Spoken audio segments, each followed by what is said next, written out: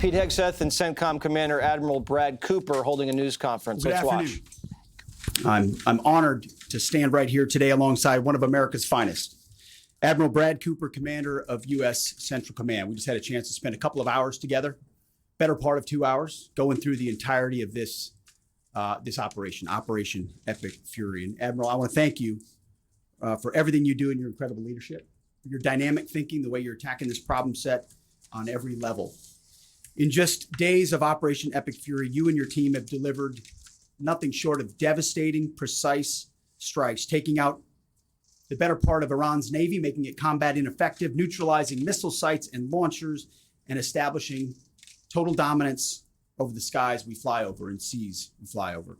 Our forces are executing with unmatched skill, and the mission is advancing decisively.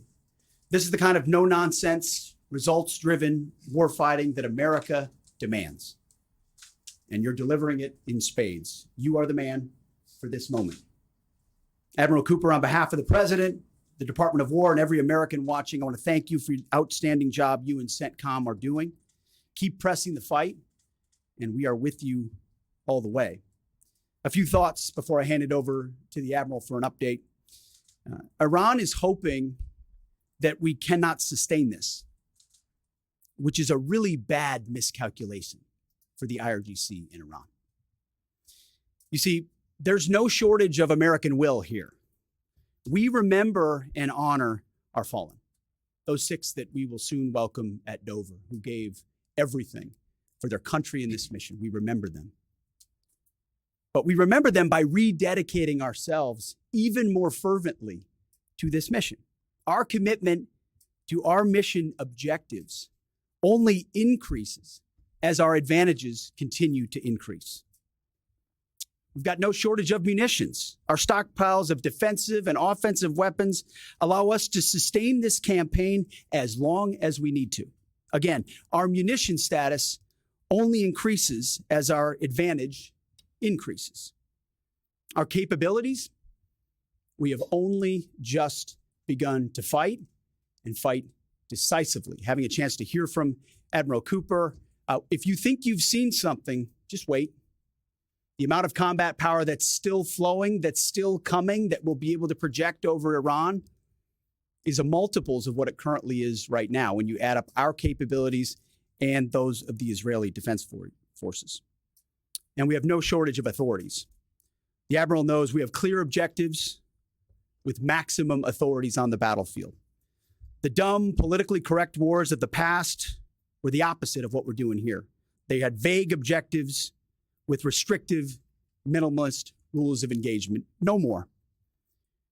Our authorities, his authorities, CENTCOM's authorities through the President and myself are maxed out. Our capabilities are overwhelming and gathering still, as are those of our Israeli partners. Our munitions are full up, and our will is ironclad, which means our timeline is ours and ours alone to control. As long as it takes to ensure the United States of America achieves these objectives. And as we flow more forces, and as we flow more capabilities, and as our munitions, as we're flying over the top, have even more devastating effects, we set the tempo, we set the timeline, led by the commander on the ground. Our ear is to the ground to listen to Admiral Cooper, what he needs, and what he needs he will get. We are built for this fight, and we are in it to win it. And we have the right commander in the lead. So I'll now hand it over to Admiral Brad Cooper to give you an update right here from CENTCOM. Admiral. Mr. Secretary, first, thank you very much and good afternoon and welcome to U.S. Central Command Headquarters, America's warfighting headquarters.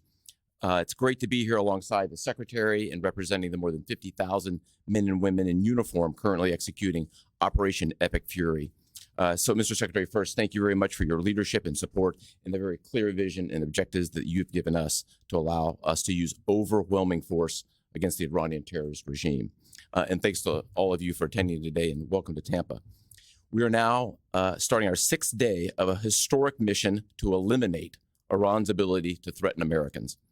We are, if I could channel my inner Navy officer, we are at full speed ahead in executing orders given by leadership in Washington. The President and Secretary Hegseth have been crystal clear in their expectations, and we are at a high level of execution. As described by the Secretary and earlier this week by me, U.S. combat power is building as Iranian combat power declines.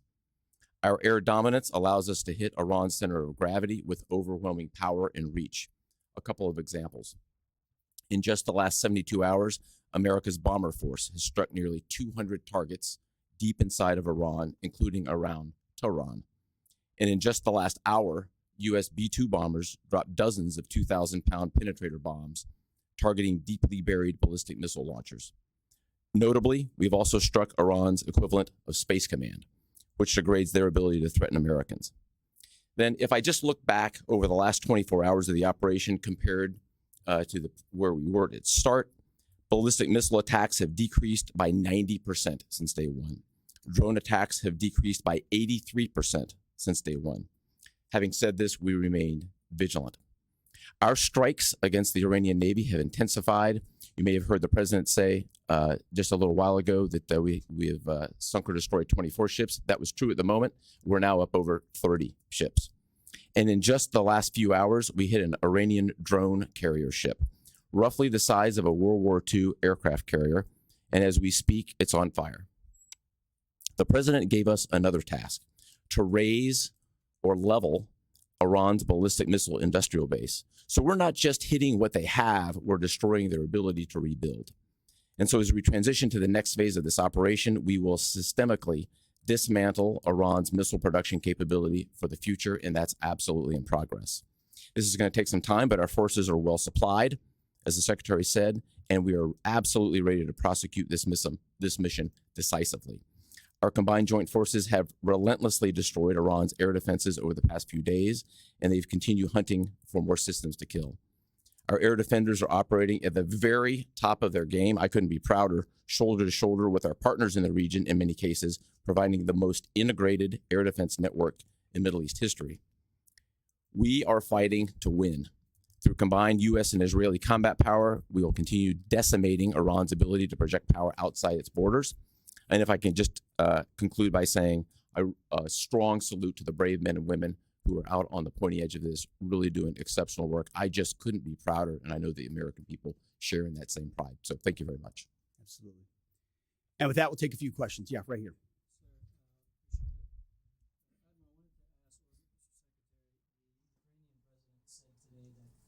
The U.S. has asked for specific capabilities to shed drones, Iranian drones.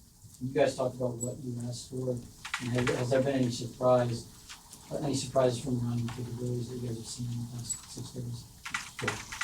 We're very familiar with Iranian's capabilities, and as you might imagine, we planned for it right from the outset, and I feel good about what the plan was. Like any good organization, we adjust as necessary to meet the environment, and we've made those appropriate adjustments. Absolutely. Right here. One, was an American pilot shot down today in Iraq? And two, I've heard reports that there's enriched uranium stored in Isfahan. I've also heard reports that there's not a lot of bombing there. Is that on purpose? Do we believe there's enriched uranium there? And would we ever send special forces to secure it? As CENTCOM pointed out, that those reports of an F-15 being shot down are false.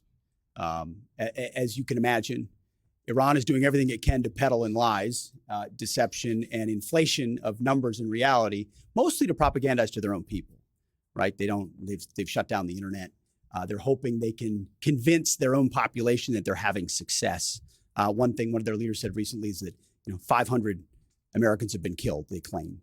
These are lies. The lies will continue. CENTCOM will continue to debunk those lies. So, and as often is the case in conflict, first reports are often wrong. As it pertains to nuclear material and things like that, one of the objectives the president has always said is that Iran will not have a nuclear bomb, nuclear capabilities, but we would never disclose what we will or will not do inside operational plans. So Admiral Cooper's got a plan. We're working that plan, and targets will be struck or not struck according to what we want to achieve.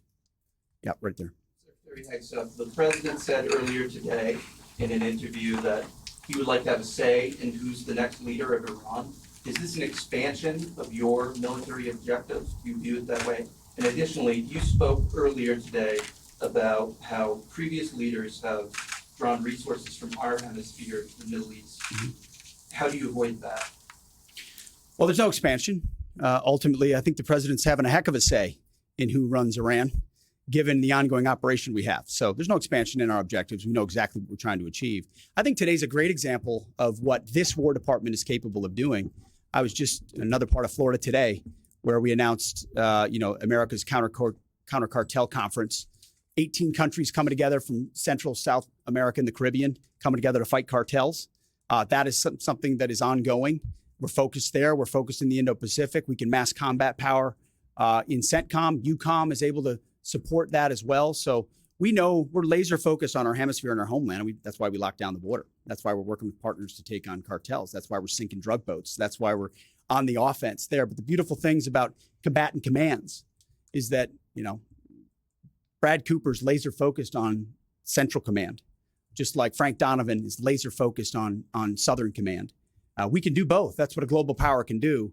Ultimately, this issue of Iran's nuclear pursuit and their unwillingness through negotiations to stop it was something President Trump has said for a long time needs to be dealt with.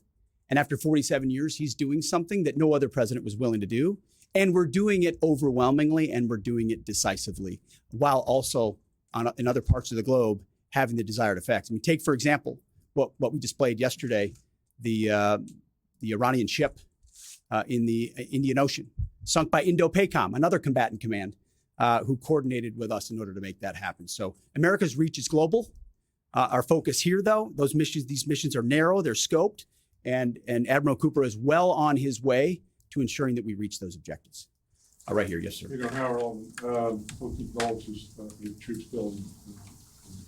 The Ukrainians are talking about providing low-cost interceptors, given their experience. Is that something that the Pentagon is looking for? And Admiral Cooper, can you walk us through a little bit about how effective the Lucas drones have been, what kind of targets they've hit, and how much that's helped, given that they're low-cost alternatives to the more expensive unit? Sure. I'm not familiar with the particular offer, but the interceptors in general, we've had a number of new capabilities being fielded. Obviously, I'm not going to talk about it from an operational perspective of what those are. But I think you have seen over a period of time us kind of get on the other side of this cost curve on drones in general. If I just walk back a couple of years, you remember what you used to always hear, we're shooting down a $50,000 drone with a $2 million missile.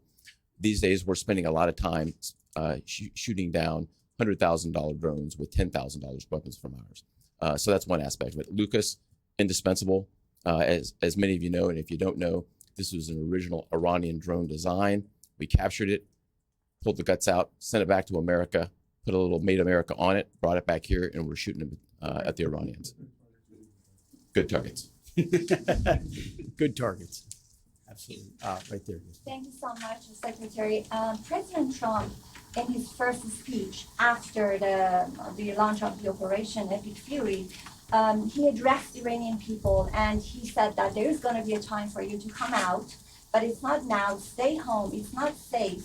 I want to know if there is a timeline for that you're going to urge Iranian people to come out, how that is going to play out, and how are you going to protect the protesters? You know that they're going to be shot probably, as we witnessed in January. That's what happened. How are you going to protect and support the protesters? And Admiral, I have one question for you. How are you going to minimize the civilian harms? We have a lot of evidence that the Basij units, IRGC commanders, they are now gathering in schools, in hospitals, in purely residential areas because their headquarters are bombarded, they are ruined, of course. So how are you going to protect the civilians while you're attacking the IRGC people hard? Thank you. I would just say on the protests, obviously the Iranian people showed a lot of courage in those protests. And we saw the Iranian regime was revealed for what it is in the way they reacted to that. The world saw that. No one's done more than President Trump to reopen the opportunity for those who want a free Iran to do so. Ultimately, it's common sense, as he said up front. Don't go out and protest while bombs are dropping inside Tehran and elsewhere. So there will come a moment where he determines, or they determine, that it's the time to seize that advantage. But there's a lot of things we're doing and the Israeli military is doing, targeting those individuals who are targeting those who protest. The more you do that and you erode their will and you erode their capabilities, the more you create an opportunity for people to boldly stand up. Yeah, I would just reinforce the point. We're targeting the people. We're targeting the headquarters and the people who are targeting the protesters, first and foremost. I'd also just double down on the president's comments that he previously made to the people. Stay in your homes, keep things calm, stay out of the way. There's a lot of U.S. and Israeli capacity coming over. We're hitting a lot of targets. The best thing for them to do for right now is just to lay low. Right here. One common outcome of American military action in the past has been taking in thousands of refugees into the American homeland, and I'm wondering if there's any safeguards put in place to make sure that the American people aren't having to have another wave of refugees from the Middle East or anywhere else come and stay here. I think it's safe to say there's no plan for a wave of new Middle Eastern refugees to the United States of America. I think as the president has pointed out for a long time, there are a lot of countries in the region who would be capable of providing that kind of support if need be, but that's certainly not something we're planning on. Yeah, back to you. Yes, sir. Michael in Washington Times. I wanted to ask, I know, Semper Gumby is always a truism in the military. Did the British decision to refuse Diego Garcia have any impact on the mission itself? Did you have to adjust, or were you able to just completely, go with the mission without even worrying about that? Well, as the president stated, it was unfortunate that that the Brits didn't, from day one, say, "Hey, go ahead and have access." But we got there. We got there, and that's now part of the way that we're operationalizing bomber runs. And that's part of when we say more to come. It's more fighter squadrons, it's more capabilities, it's more defensive capabilities, and it's more bomber pulses more frequently. The amount of firepower over Iran and over Tehran is about to surge dramatically. And part of it is that we're going to have even more basing. And it's not just the UK. We've had other friends step up, and we're grateful for that. Maybe one more right here. Yeah, the Azeri president earlier today basically authorized his Minister of Defense to begin preparing troops for some type of retaliatory action after the airport strike. Has the Department of War and CENTCOM been working on deconflicting with the Azeri if they were to move in or attempt something in retaliation? I'm sure there are plans, and I'll let the Admiral speak to that. But that does allow me to kind of address this idea that the war might be expanding, or there's chaos, and nothing could be further from the truth. If anything, what Iran is doing by targeting allied countries that would otherwise want to stay out of this, they've actually pulled them into the American orbit. So now you've got UAE and Qatar and Bahrain and Saudi and Kuwait and others saying, "Hey, we're with you. We'll shoot with you. We'll fly with you. We'll defend with you.